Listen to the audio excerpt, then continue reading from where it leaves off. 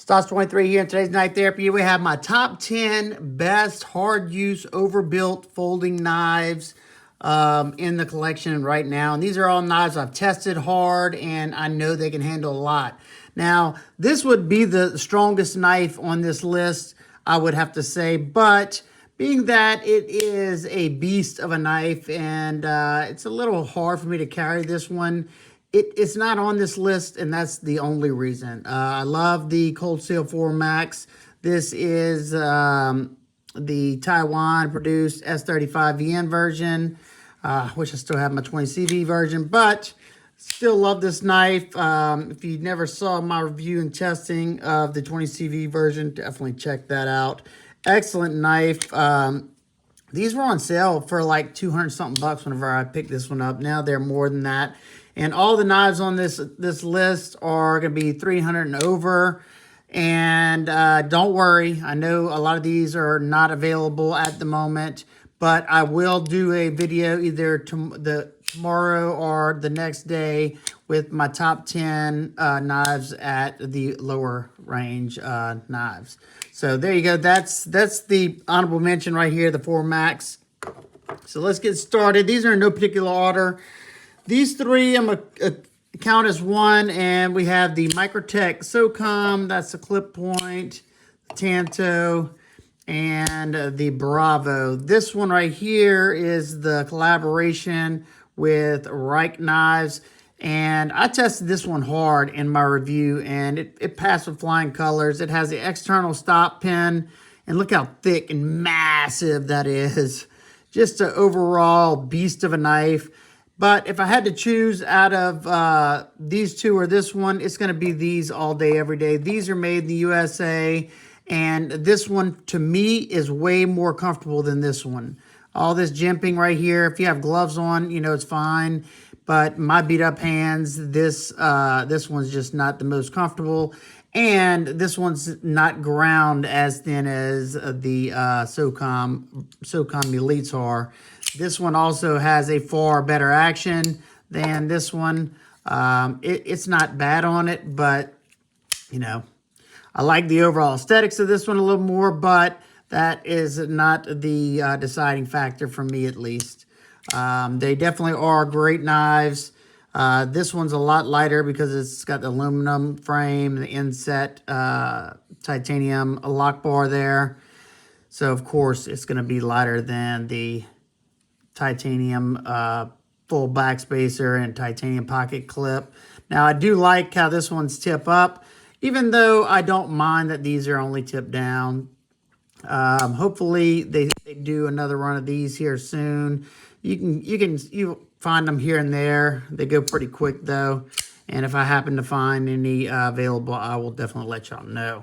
So that's the first one, the Socom Elite and the Socom Bravo. All right, next up we have the Medford Slim MIDI. This one's an S35VN. It has that new, like, polished grind they're doing. And I like this one because this hollow grind is nice and deep, so it's not too thick behind the edge. And this is one Medford that is going to slice pretty well. It's a thinner knife, more for like your EDC task, titanium pocket clip. Very, very smooth action on this one. It's got the bearings on it. And overall, I like it. I think I would have preferred the drop point, but I was happy to score this one at Blade Show with the flag right here. He does a great job with his heat treat. And, yep, like it. This is the Medford Slim MIDI. All right, next up, we have the Strider SNG. And I love this blade shape. It's like a spear point or drop point, whatever you want to call it. It's got that beautiful reflective stonewash finish there. This is one of the newer M Striders. It's got the aluminum chevron and the flame titanium lock side, 20 CV blade steel made in the USA. MXG gear, deep carry clip. Smooth action. Mine doesn't have any stick. Every now and again when I'm using it harder than I normally, if I'm pushing hard on something or if I hit the top of the spine, it'll have some lock stick to it. Now I I will probably carbonize the lock face pretty soon. So that is a Strider SNG. All right, next up we have one coming from Les George, and that's the Les George VECP. Man, oh man, I want the button lock VECP so bad. This blade shape, I've always, like, before I knew how much this cost or anything like that, whenever I first saw this blade shape, I fell in love with this knife. I think it's just a gorgeous, gorgeous blade there. This one's in XHP steel, which is a great steel. I love that finish on the titanium. I think it's called its bark finish. Now, it is a little rough because it's a deep etch.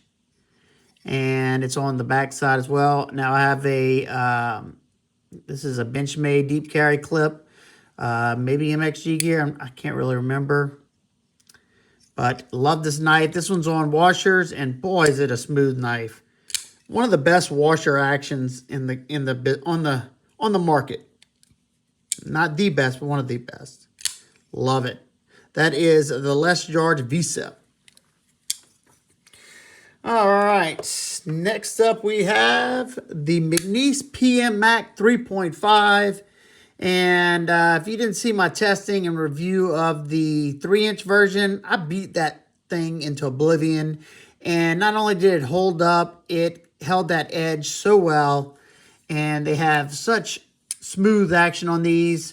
I got my 3-inch reground by BGM Knives, and he did an amazing job. Now that thing's a slicing machine. I will probably get this one sent off to him next. This one's in 20CV, made in the USA. Don't love the pocket clip, but I think I have one that fits this. I love his little stippled lock relief right there. Looks so cool. Beautiful knives, made well. And McNeese is an awesome dude. He's super nice. Mine doesn't even have a tip per se because of how thick the grind is. You can see that. Not pointy at all. But this one will probably get a nice regrind like my other because now I carry that one a lot more. But if you're looking for hard use, leave it that way then. All right. Next up, we have the Chris Reeb Knives Nums On. This is in S45 VN. This is the Tanto. They also have, I think it's a drop point, if I remember correctly. It's got a deep hollow on here. And I sharpened this the other day, and wow. You can tell a good quality heat treat on how sticky sharp it gets and how easy it is to deburr. I hate whenever it's soft or the heat treat's crap and the burr just goes left, right, and it doesn't want to break off. It's so aggravating. But Nums On, it's definitely a good, heavier user. You have the external stops right here. Titanium frame lock. It's not going to be the strongest on the list, but you could definitely get some work done. You have a pretty meaty tip there. So there you go. All right. Next one I beat the snot out of as well in my review, and that is the Spartan Horsey folder. This one's in S45 EN, made in the U.S. Got that beautiful St. Michael's etching in there. I think that's stunning. Defend us in battle. Thank you to all who served. You have the two big old barrel standoffs there. Big old massive pivot. Ridiculously smooth action. This is kind of like the VCEP, except it's a little different feeling. This one has broken in nicely. I had to send mine back to warranty because something was wrong with that pivot. It wasn't half as smooth as this one is. This is my next candidate. I'm sending this off to BGM Knives. He's going to put a deep hollow on here. Because I will say I was able to beat the snot out of it mainly because it's very thick behind the edge. Very thick.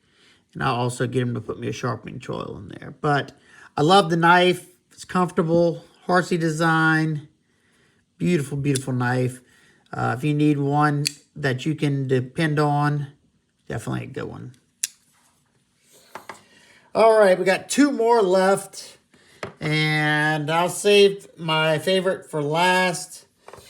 So next up, we have the Hinder XM18 3.5 inch.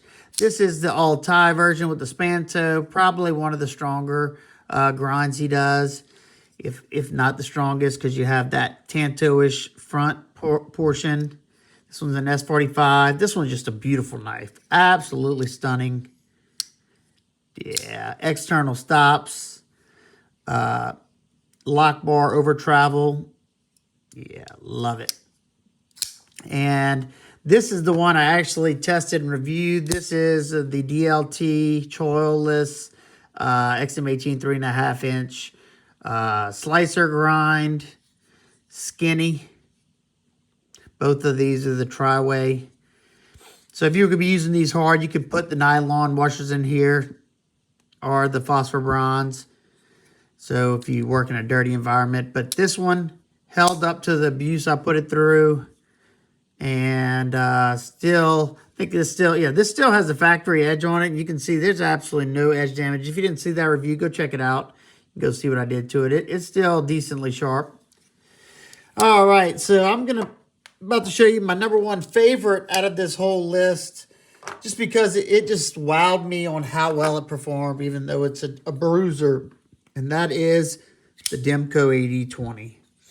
Mine's wearing some original goat frag titanium scales. Love that. And it gets rid of that liner that he has in here. This is the clip point in crew wear. Beautiful action, of course. And I love that clickety-clack, clickety-clack, that metallic sound. Ugh. Yeah, hopefully he starts making more of these so more people can get them in their hands. I have a Pops Customs titanium deep carry clip on it. I went to the Lynch clip, but for some reason, I don't know why I preferred this one. I may give it another shot. I think it was with the old scales, though. And this is another one that I put through the ringer. And not only did it hold that edge, it kept that, it's screaming sharp still, and that's the factory edge. It's another one that probably will get reground eventually because it is thick. That's why I'm able to beat on it. I mean, look at that. Look at that thick tip. So yeah, that's my best hard use overbuilt knives, premium knives, should I say. These are all $300+ knives. If any $300+ knives that I may have missed that you think should be on this list, definitely let me know, because I'll probably look it up and try to pick it up. I love my super slicers, and that's what I usually gravitate toward. But there's something about these beastly overbuilt knives that just kind of draw me in. I mean, like this beast. I mean, look how big it is compared to some of these. And I don't know. I had sold all my hard use knives a long time ago because I was only getting my super slicers because that's what, I enjoy the most. But you gotta have variety. Or at least a knife reviewer has to have variety. And I just love knives. So, I can't help it. I love knives, and I just have a passion for them. And I love sharing it with you guys and girls. So there you go. Remember, I'm going to be doing the lower price tier, under $300 next. We've got some really good ones on there. I've kind of perfected that list. I've tested some of those over again, and I think I got it nailed down to some excellent knives.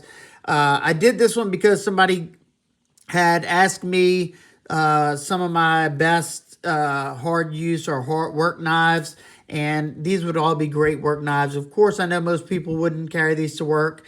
I wouldn't mind. I carried I carried a 4Max for a little while at work whenever I was working, and these two, I didn't have most of these whenever I was at my industrial chemical plant job. So there you go. If you have any questions, comments, concerns, please leave them down below. I hope everybody's having an absolute amazing day. I will see y'all on the next one. Peace.